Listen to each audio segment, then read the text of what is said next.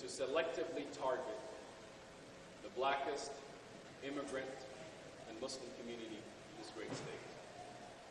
President Trump has had a history of targeting black people long before he ever ran for any office. And we know that the identity of who we are is part of the attack, and also as being Muslims and being immigrants. In fact, we know in our community we have some of the smallest number of undocumented Somali Americans. The majority of us are U.S. citizens, even the majority or even that born in the United States.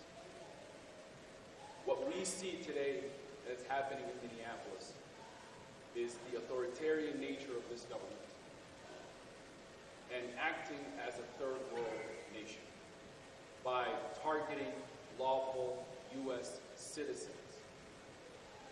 We should be ashamed of that. And we remind President Trump and the Republican leadership of this state and across the country, Somali Americans are not monolithic to anything. We vote for the Democratic Party, we vote for the Republican Party. And for the first time we saw a shift, not only in our community but other communities who voted actually for President Trump.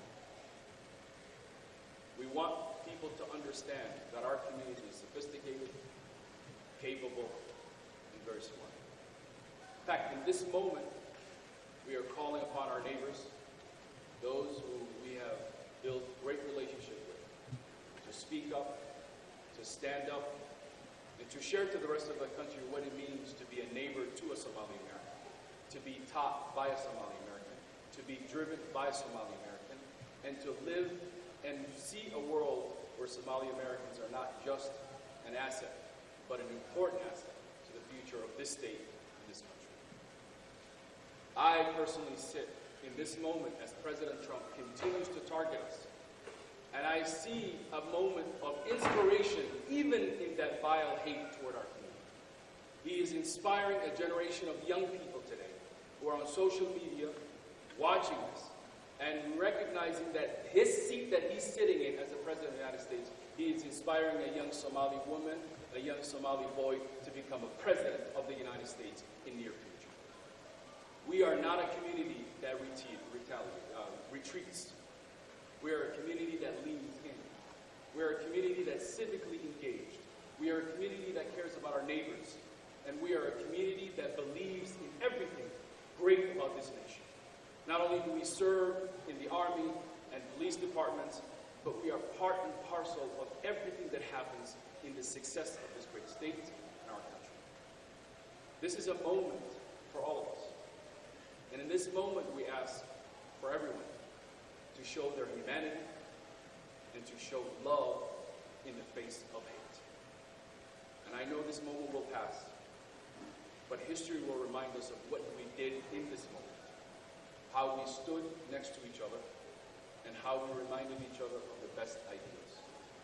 On a suburban cul-de-sac somewhere in the outskirts of the city resides 5 children who each could claim that their ancestors came from other parts of the world. But every single morning in this country, those 5 children ride on a school bus looking at each other as Americans, as friends, as neighbors. That is the America that we live in. That is the America we envision, and that is the America of today and tomorrow. Thank you.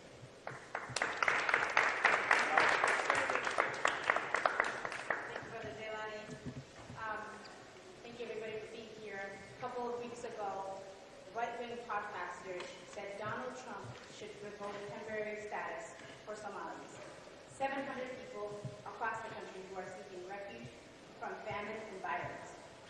So Trump did, and Republicans applauded or said nothing. Then Trump's agency said they would be investigating false accusations connecting Somali citizens and terrorists. Again, Republicans cheered. Then we heard ICE agents would be coming to Minneapolis, where almost every Somali person living here is a citizen, many of us second or third generation. And again, Republicans either thanked him or said nothing. Yesterday, Donald Trump exposed what he really wants, what he really thinks, that Somalis are garbage. And that he does not want us here. That's dehumanizing and hateful language, and a direct threat to denaturalize and deport American citizens like myself. And where are the Republicans now? This morning, I emailed Republican leaders in the legislature and asked that they join us here, and that they speak out publicly or contact me directly, and condemn what Donald Trump said about their fellow Minnesotans, their fellow citizens. So far, no response. My offer still stands. The actions taking place against Somalis in Minnesota include ICE, Border Patrol, the DEA, the DOJ, the Treasury Department, Homeland Security, the ATF, and the FBI. They are throwing the full weight of the federal government against a tiny population of people, maybe 80,000 in Minnesota and a couple 100,000 across the nation. We are a fraction of a percent. Why us? Is that because we're tiny and most Americans don't know a Somali person? And he thinks he can get away with it? He can start with us, but it will not end with us. This is a defining moment in the history of the United States. We are a nation of immigrants and of rights, but only if we are brave enough to defend it. What we do now, collectively and individually, determines what kind of country we are.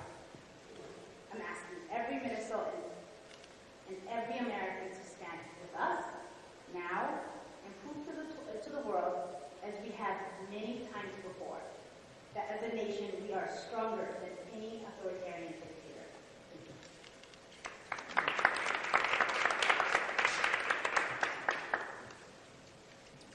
Good afternoon. My name is Jamal Osman.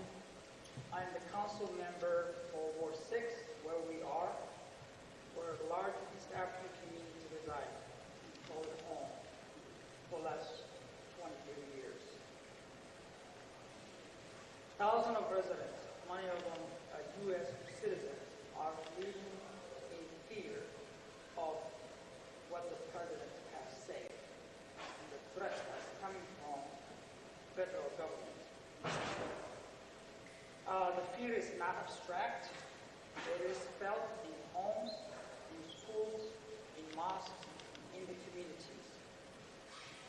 Even my own daughters, who are 100% American, are asking, why us? Why are we getting singled out? No children should feel unsafe because of their skin, of their religion, or of the language of their grandparents.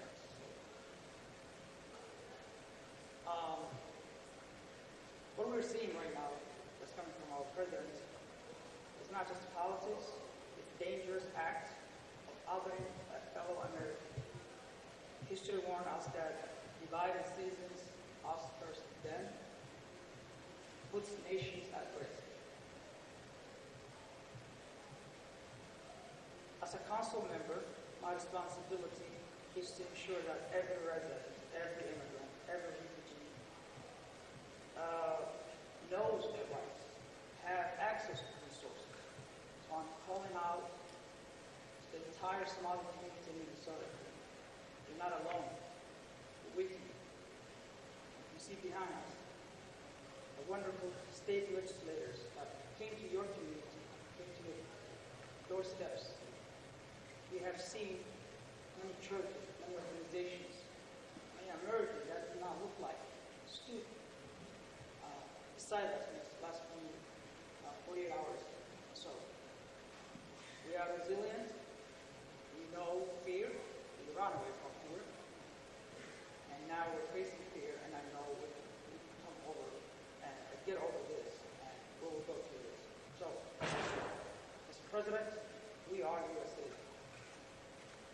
98 plus of residents of Minnesota are U.S. citizens. Over 50% are born here. We are Americans, you are. So let me change your perspective to Somalia. I'd like to invite you to Minneapolis. Go down to Hamburger and grab some pizza. Chai tea. Come to Carmel Mall. It's a wonderful place. Contribute a lot to the culture, music, art. What makes Minneapolis and Minnesota wonderful, it's the Somali community. We're here to stay. Thank you.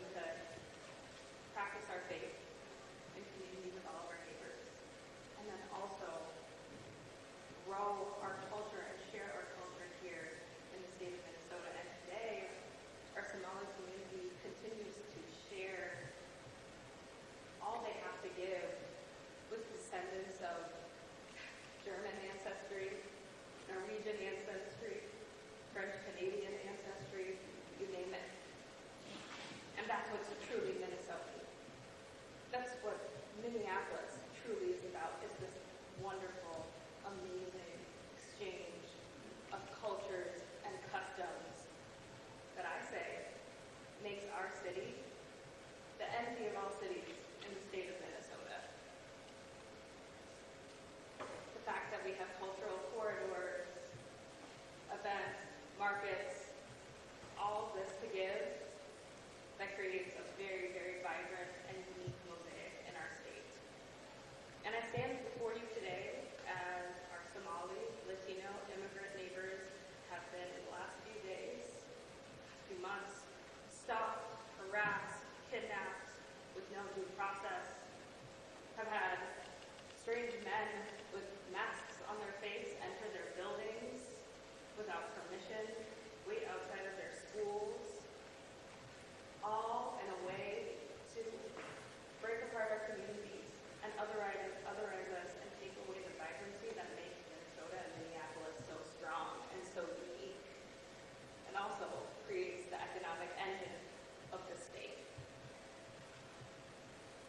I want to say, this is a moment for us all to use our voice to ensure that we do not pit each other against one another, to stand up for our Somali community, to share the amazing experiences that we have shared with one another as Minnesotans, and to also understand an attack on the Somali community is an attack on the Latino community, the Afghan community, any person who wants to have liberty and freedom in our state and in our country. And what the president is seeking to do is weakening our nation and making a mockery of it in the world.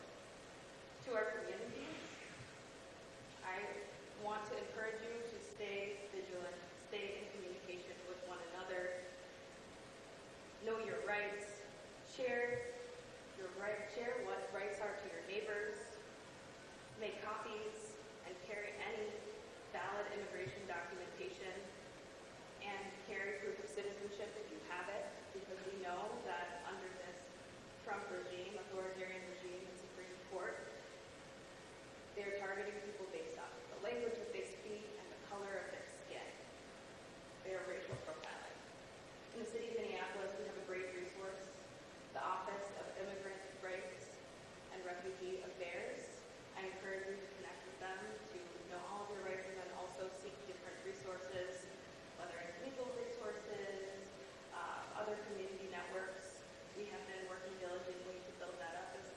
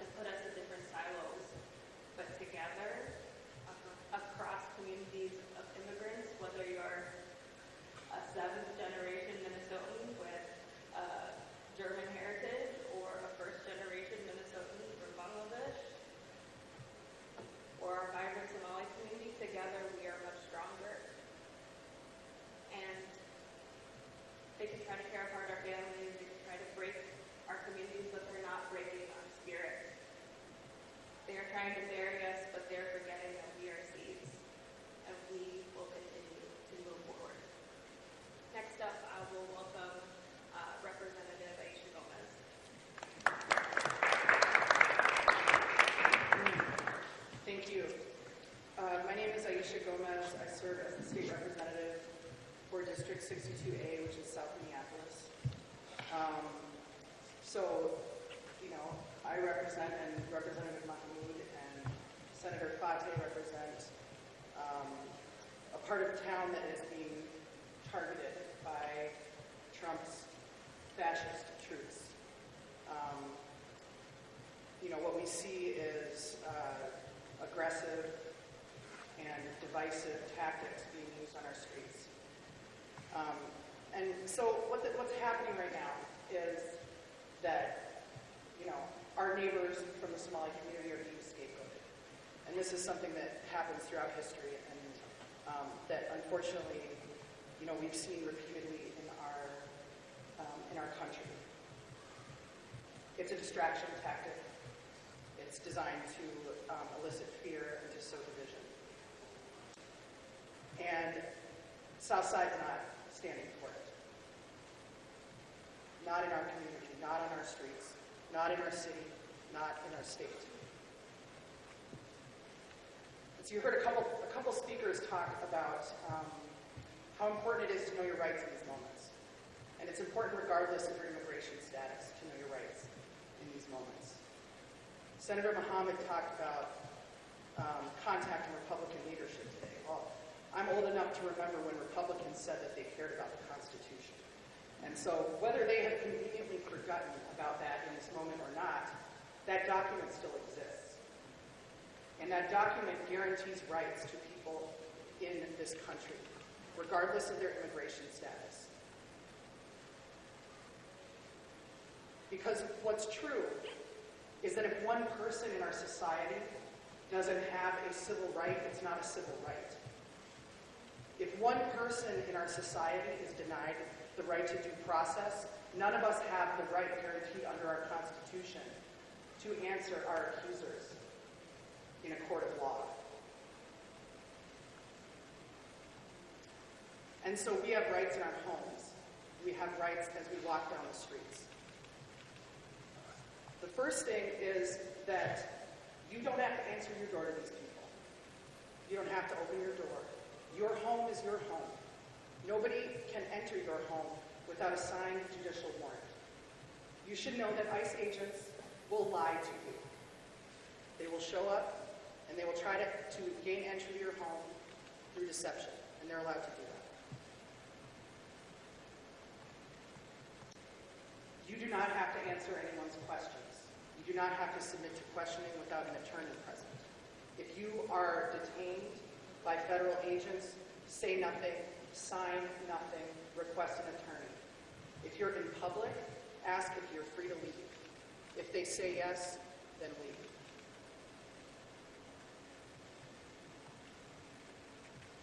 Don't share any private information with a federal agent if you're detained.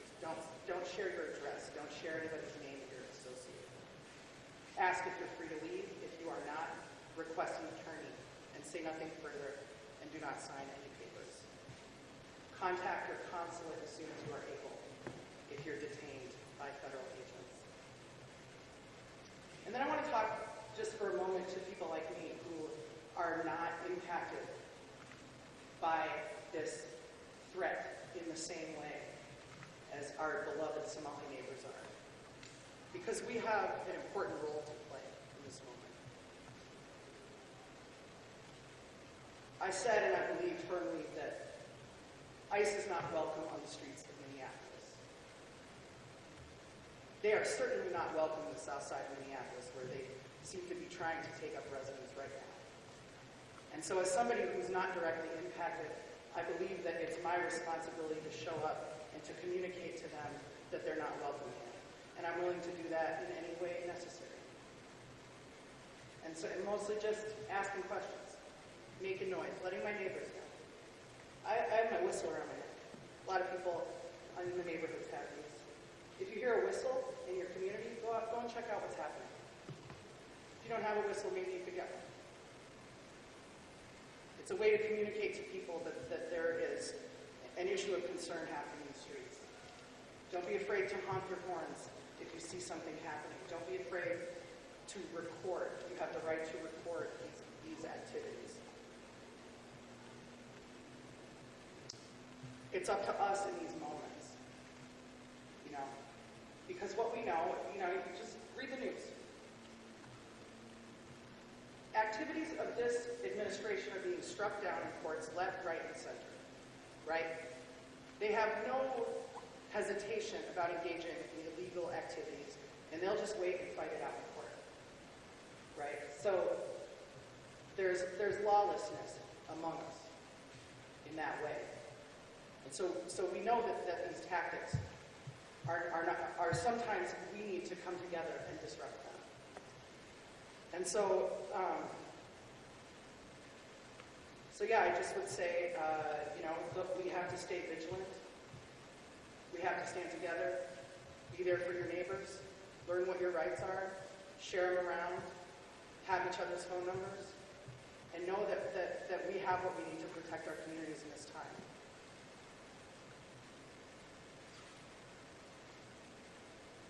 And that history judges people about how they show up in these moments. In these moments of, authoritarianism being on the march, in these moments of fascism, these moments where people in our community, beloved members of our community, are being scapegoated for a very specific reason, so that none of us pay attention to the fact that they want to cut tens of millions of people out of health care so that the rich can have a tax cut, that they want to cut people off of food so the rich can have a tax cut.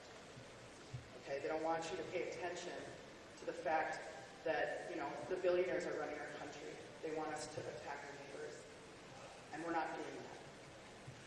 Thank you.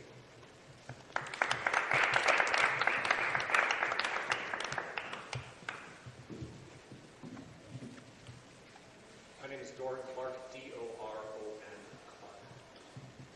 I'm proud to be the senator of the Cedar Riverside neighborhood. I'm proud to stand with my Somali neighbors, my Minnesotan neighbors, and say no, and to condemn these actions. The Somali community is part of what makes Minneapolis great, which makes Minnesota great, and which makes me proud to be the state senator for this district. Our neighbors, our Minnesotan friends, came here because they recognize the promise that is America, the promise that is Minnesota. And I stand with them, and I condemn these attacks, and I'm so proud and inspired by all of my neighbors who stood up and said, not on my watch. We stand with our neighbors. We stand with New Americans. We stand with our Somali friends and neighbors and say, you are part of Minnesota. You are Minnesotan. You are an American. And I'm proud to be here in Cedar Riverside. I'm proud to be here in Ward 6. And I'm proud to say that, this community is Minnesota. This community is America. And I'm so glad you're here.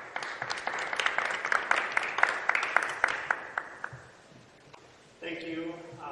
Also very proud to be here. My name is Scott Dibble, D-I-B-B-L-E. There's no R in my name anywhere. So good afternoon, and thank everyone for being here. We are here today speaking with one voice, as council members, as legislators from the Senate and the House, as DFLers, to call upon our Republican colleagues to join us in repudiating the hateful and racist comments made by their party standard bearer, President of our country, Donald Trump, when he referred to Somali Minnesotans and Congresswoman Ilhan Omar as garbage. I want to be absolutely clear, these comments do not exist in a vacuum. They are not simply political rhetoric. They are dehumanizing attacks aimed at an entire community of Minnesotans, our neighbors, our co-workers, our family members, our constituents, and our friends. And in Minnesota, we know all too well the consequences of dehumanizing rhetoric because we have lived that. We are still grieving the assassination of Speaker Melissa Horton and her husband Mark, and the attempted assassination of our colleague, Senator John Hoffman, his wife, Yvette, and their daughter Hope. Acts carried out by an individual radicalized by exactly this kind of language. When leaders of power demonize and dehumanize, it is not metaphorical. It sets the stage, it gives permission, it lights a fuse, and it has to stop. I want to speak personally for just a moment. I'm an out LGBTQ legislator, and my community has been the target of violence, real physical violence, because of the exact same playbook of dehumanization. We have seen far-right elected officials call LGBTQ people threats, groomers, predators, abominations, and we have seen performers demonized. We have seen transgender youth and their families singled out and shamed. We've seen them fundraise off of our existence. And we've seen what happens after the words. Armed protesters outside of our gatherings, threats against our clinics, violence at pride events, and of course the Pulse nightclub and the Colorado Springs massacres. Words have consequences, and dehumanization is the runway to violence. Decades of research make this plain. It erodes the moral inhibitions that usually prevent people from harming one another. It increases aggression, makes violence not only seem permissible, but justified. It has played a central role in history's worst atrocities, from the Tulsa massacre, the Holocaust, to the Rwandan genocide. It harms mental health, causing fear, isolation, shame, and trauma, and it reinforces social hierarchies that deny people their rights, their dignity, and even their safety. So when the President of the United States calls Somali Minnesotans garbage, he is not simply trying to score political points.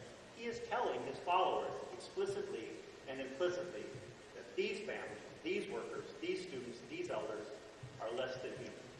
And when leaders stay silent in the face of that message, they are sending a message of their own.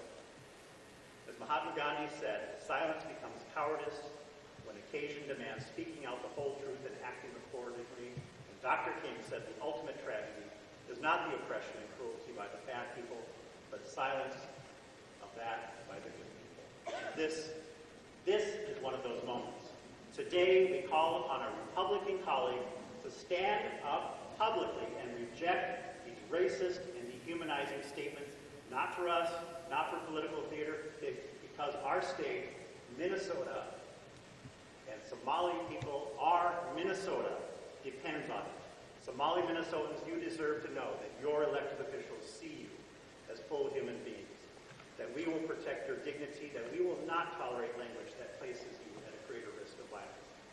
Every elected official, every one of us, has a moral obligation to stop the slide for dehumanization wherever it appears. We cannot claim to value safety or stability or the rule of law or even Minnesota's future if we are unwilling to confront the rhetoric that undermines all of those things. Robert F. Kennedy reminded us, each time a person stands up for an ideal or strikes out against injustice, they send forth a tiny ripple of hope. Well, let's start that ripple today. Let us show Minnesotans, especially those who are frightened, who are targeted, who are hurting, who are discouraged, that we are capable of moral courage. And to our Somali neighbors, I should mention that I'm proud to represent Elliott Park along with Councilmember Osmond, where many Somali friends live. To our Somali neighbors, we see you, we value you, you belong here, and we will stand up for you. Thank you.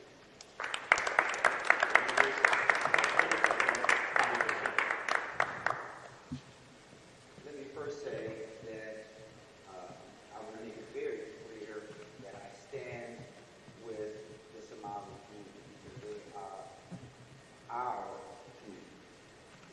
And you know, I was thinking because I heard so many great speeches already and really people laying out the reality of how important the Somali community is to Minnesota, but also how important the Somali community is across our wonderful nation. I thought about it, and here's the thing that I will say.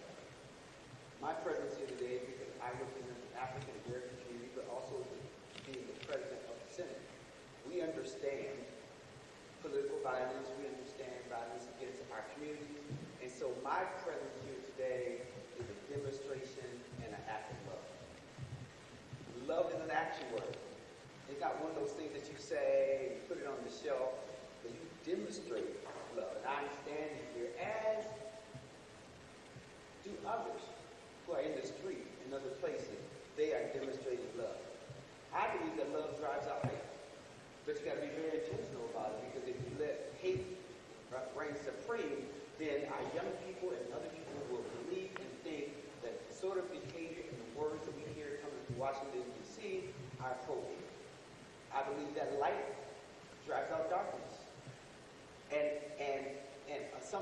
say, oh, where do you get those things from? Well, you know, there's this little thing that I read that's called the Bible. And the reason why I'm mentioning that is because some people believe that it's okay to sell Bibles, but not read Bibles. And you know exactly who I'm talking about. You can see from time to time that the person has had a Bible in their hand and the Bible's been upside down, and that's how you can always tell that they're not reading it, because it's upside down.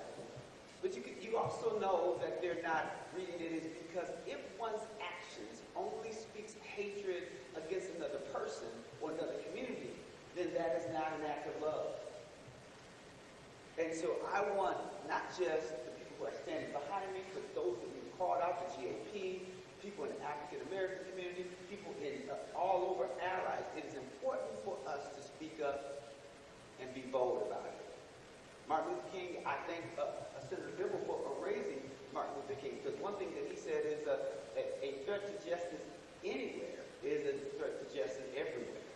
But my favorite passage is when he says the ultimate measure of a man is not where he stands at the time of convenience and comfort, but it is where he stands at the time of challenge and controversy. So we're going to be measured by this moment and whether we step into this moment and we do the things that we need to, because when one of us hurt, all of us hurt. When one of us is being attacked, we're all being attacked. So I want us to stand up. And I want us to speak out. And I want us to be bold. And I want us to be clear that we all are affected when just one of us are affected. We are linked together. We are joined together by our human spirit. And being connected by our human spirit means that if you move, I move. If someone's attacking you, they are attacking me. So I am here, and I want you to know that I'm going to do everything within my power to make sure that we protect our Somali community, our Latino community, any community, every community, because we are all members of the human race. And so I want to just thank my colleagues for standing, and now we are looking forward to our GOP members joining them. Thank you so much.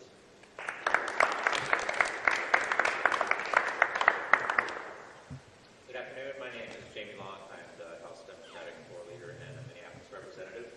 I am proud to represent Somali Americans. I am proud that Somali Americans go to school with my kids. I'm proud to have colleagues who are Somali Americans in the State House and the State Senate. I am proud to be represented in Congress by the first Somali American to ever go to that hallowed chamber. The only garbage that we are seeing in our community today are demonization and othering of our neighbors. The only people who should be leaving our community are the 100 federal law enforcement folks who were flown in for a political stunt and who are in our community now, arresting citizens and arresting people who are lawfully here. We are seeing these attacks on our state and our community, and so far I have not seen one state Republican elected official say anything back. In fact, I have seen folks like Lisa Damon put out a tweet encouraging the president, I guess because she wants his endorsement when she was running for governor. We are here with our Somali neighbors because Minnesota is a welcoming place, because Somali Americans came here fleeing political violence, and now they are facing that here in our state. We welcomed the Somali community to Minnesota with open arms before, and we will hold out those arms to embrace the Somali community now because they are not going anywhere and they are our neighbors. Good afternoon. My name is Mahmoud Nur. I'm a state representative for this district, Mohamudnoor.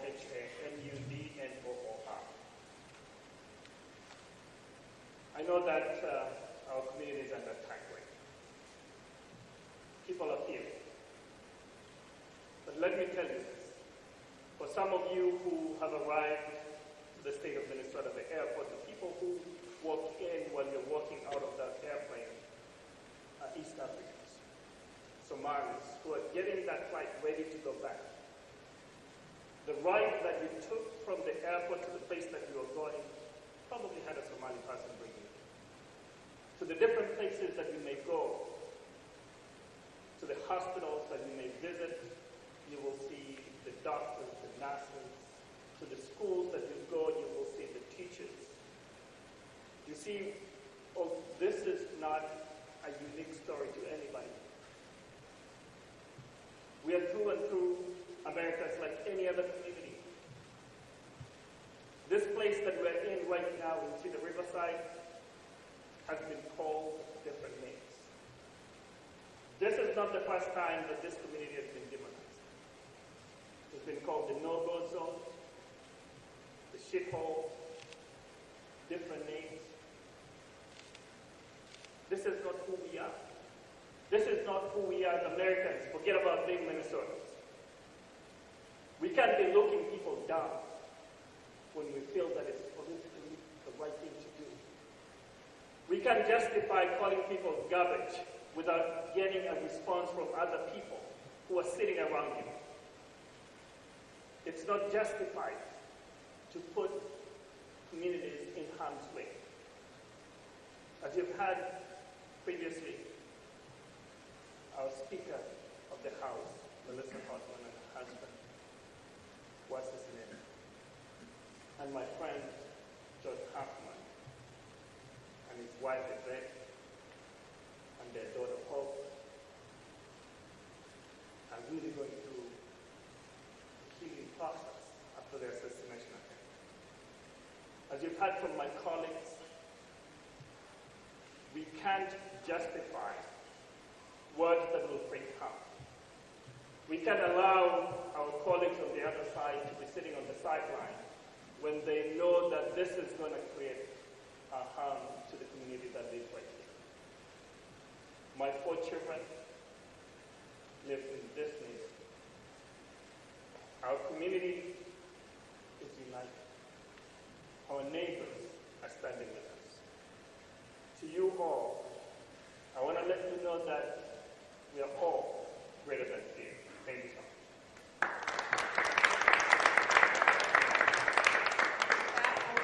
Thank you to our leaders for being here. We'll take 2 questions. Somali American officials, what sort of impact does language like being called garbage by the President of the United States, what impact does that have on your community?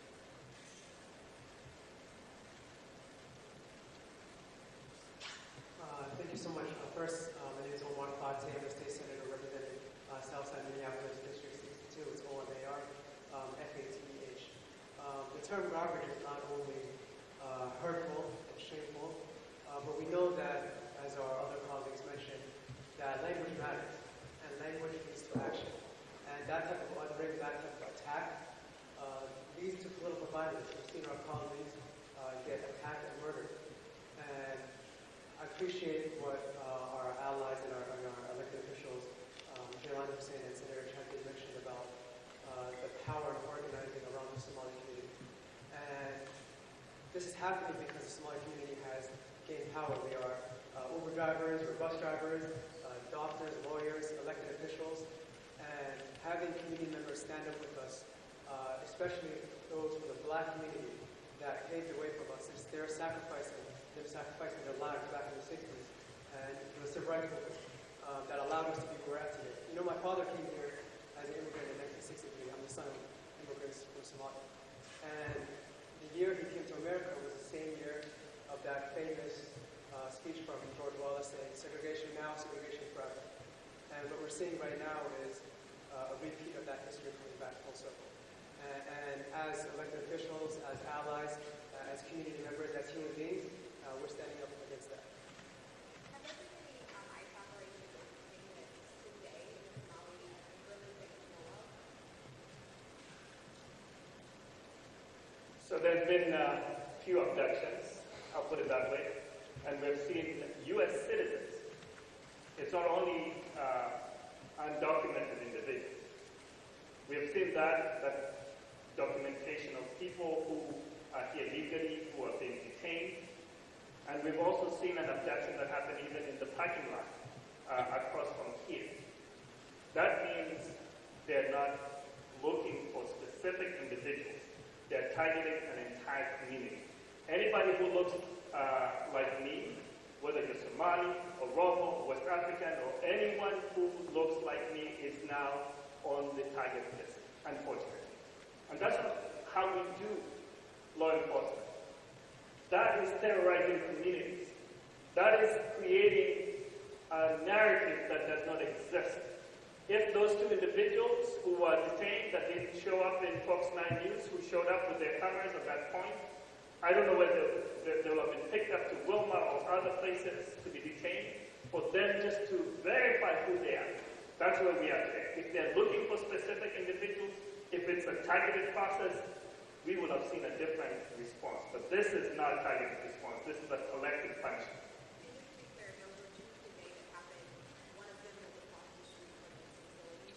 I cannot speak of what has happened today, but that is what happened yesterday. But there's also a lot of folks who have seen them, followed them, to make sure that they're giving individuals their rights, to make sure that they're protected. There are folks who have stood up to make sure that telling people you don't have to answer any questions and helping them understand the impact of the raid that is happening throughout this week. Is there information you can share about efforts in the Somali community or if you're really trying to organize rapid response or training them and know your rights? You can answer, but I just want to follow up what's happening. ICE is here. They have been here since yesterday morning. I saw them myself last night. Friday, I see the Riverside PSUV, about 45 minutes, going circles. White dudes with masks. That's what we saw. They are stopping the citizens. They knocked one door over there, right here in this building.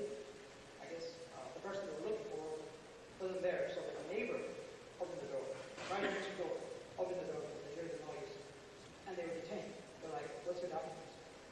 So they're not discriminated, they just want to see who looks like Somali, and that's what they find. So they are there. And one thing I do want to share, they hate the media. They don't want to be seen. So go out there and take a picture. They don't like that. Once they saw a couple of media came around, because I did call media, they drove off.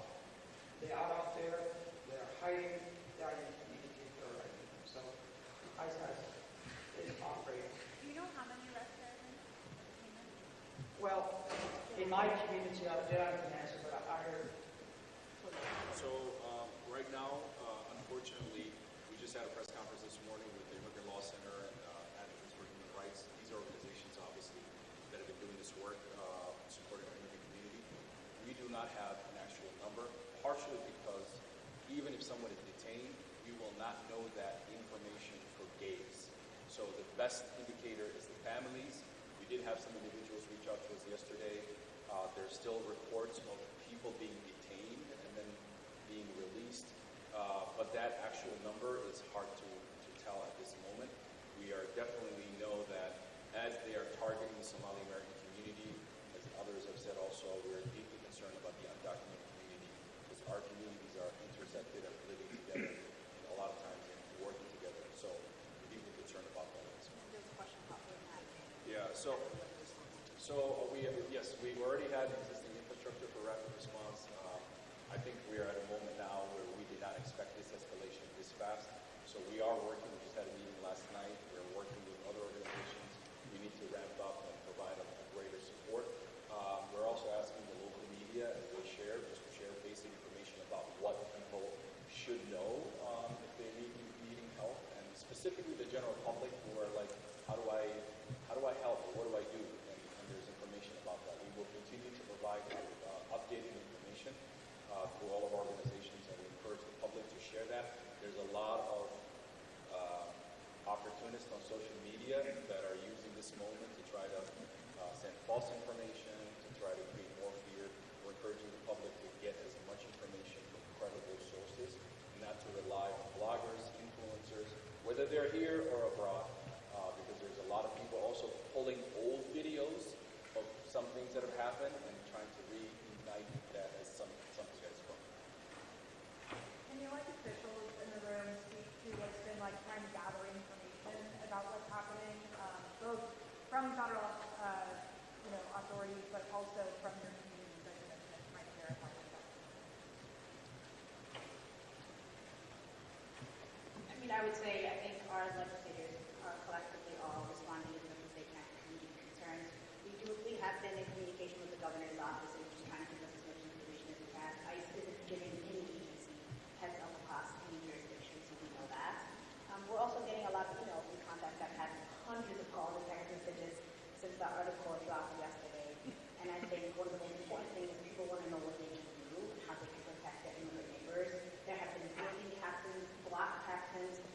start organizing in ways I haven't seen before around this issue? So the reality is we're getting trickled down. Right now, as I speak to you, someone who was a patient, they dragged him out, and the nurse just sent me a text message saying that that individual who she was providing services was abducted right now as we speak. So that is the way we're getting information from our constituents, our friends, and across the state. So many of the individuals who are reaching out understand that we're going to be looking for resources for those individuals to make sure that their loved ones have gotten access to a legal process. So it's helpful to understand that those actions will lead to many folks reaching out to us. From the federal perspective, we will let other people who are at the federal level, from our senators, our congressional leaders, deal with the federal levels. Can you just go over the details of this immediate kidnapping prisoners taken? So we're getting messages as things are happening on the ground. And so the first rapid response, when people know that we are the elected officials, they'll be reaching to us to make sure that we can provide them with the immediate resources for families to track those individuals. One of the individuals who was abducted is now in Roma. They were picked up from Minneapolis right here, and making sure that folks can follow. They would not have discovered if they didn't know how to follow that through process. So we want to make sure that there's a way for their loved ones to know what is going to happen next. It was in a medical setting that they were getting service and they were right. And I just want to touch on one thing also, that as elected officials, we're not just representing our communities. We are rooted in community. Folks are very well connected to community members. And so a lot of times we get information directly from people that are impacted. They have our cell phones, they have our emails, they know our family members. We're all connected to each other. And what we've heard and what we've seen is that not only have our immigrant communities been targeted, but a lot of the folks that have been detained and captured are folks that are U.S. citizens, people that are not only U.S. citizens, but born here, raised here. I've spoken to a lot of young folks that have said that they have to walk around now with their passports, even though they were born in America, they've never been to Somalia. Some of them, their parents were born here in America. And so I think that's a shame and that's unfortunate. But we've seen folks rallying the troops, neighborhoods, organizing block by block. We've seen entire apartment buildings organized, forming WhatsApp groups and group chats. And so what Representative Gomez said earlier today was exactly right, that we must stay united. We got to organize together. We got to get involved. Join these group chats, these neighborhood group chats, whether it's text messages or WhatsApp. Are you going to get some of these annoying auntie forwarded chats and messages that are like chain messages? Probably, yeah, right? But at the same time, this is the best way in which we can combat this hate and combat this fear. There has been some false alarms because the level of anxiety is so high, and people are trying our best to not only disseminate information, but fact find and find out what's real, what's happening, what's not happening. But we're getting that information directly from people. You mentioned earlier that the Republican sent an email and they are sending. Would you say they are sending with Trump rather than with the community? Thanks for that question. I did send an email to our Republican leaders, both in the House and the Senate, asking them to not only condemn what Donald Trump said about Somali Canada, but to come today and stand with us. I have not gotten a response. I look forward to their response if they ever want to respond, but we do know that in the past few weeks they have been cheering what this president and this administration has been doing. They have sent letters to the federal Republican delegation telling them good job and what we're going to keep doing. And so I want an answer for their Somali constituents who are U.S. citizens and whether they think that they are also garbage and they agree with Donald Trump or not. This is probably one of the Somali community members. The allegations of the over $1 billion in fraud and a lot of that money being sent over to Somalia to terrorist organizations, and it's all rooting right here in Minneapolis. What's your response on that? first of all, most of these fraud is law, period. Anyone who commits crime against our community should be held accountable, period. It's been over 2 years. These cases have been handled by the FBI. The FBI has not made any allegations that any of these individuals send money abroad to a terrorist organization. We know that this alleged was used before as an effort to create this fear. But any crime that is committed by individuals should not be put on the entire community, and that is false and should not happen. And unfortunately, this is not new. We know that minority communities and communities of color are oftentimes criminalized with the actions of individuals, and this is unfair to our community, and unfortunately, none of those things have been successful at all. But crime like fraud is definitely something that impacts all of us, and we're going to do everything possible to ensure that our community responds to it. So, with that said, our phones are blowing up. We are literally trying to figure out how to support our community at this moment. So I really appreciate your time today. Thank you.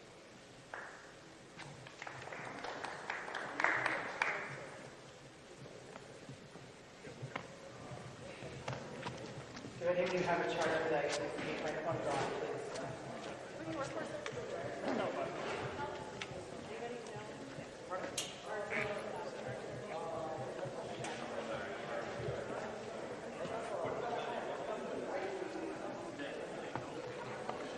The live shot? Yeah, it was fine. I just sit there and watched it. Mitch set it up.